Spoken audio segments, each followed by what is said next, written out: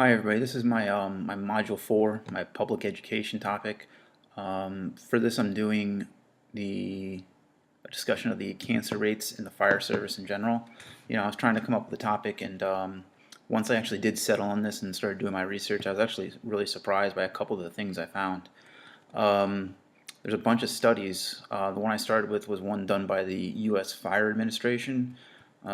These were pretty big studies. They did probably 30,000 individuals they actually looked at, looking at the cancer rates in large, like professional career departments in bigger cities. And basically, what they're finding is that as a career field, all of our cancer rates are pretty much 100% higher than the rest of the population of the U.S.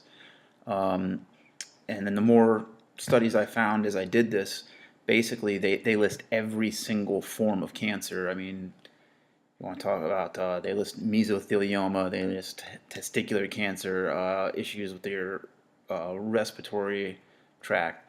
So it's actually a pretty significant topic. I was going through the fire academy. They were always saying, you have to wear your air pack because they knew that as things burn, the products that they give off, things like formaldehyde, they give off benzene. You want to be wearing your air pack so you don't inhale that. But the thing that I was most surprised by is that they're finding now that these same carcinogens are actually getting through our gear and actually absorbing into our skin. Most of the people who went to medical school know there's different routes of absorption. What they're finding now is that everything's getting through your gear, especially when you sweat, because obviously when you're sweating, your pores are opening up. There's not much we can do about sweating because of the work rates that we have. But I thought that was pretty significant. They're also finding that basically all the soot that's on, your shirt, your hat, or your face rather, and your hands, when you're coming back with that, that's actually what they're calling a group 1 carcinogen.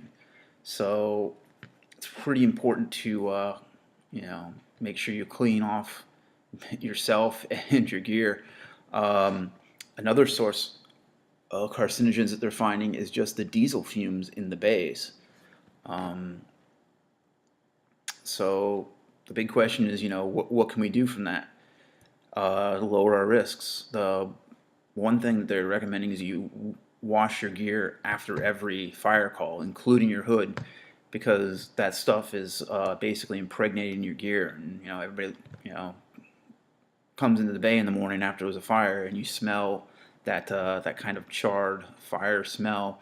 Well, basically that's all the products that they're talking about that are causing these different forms of cancer.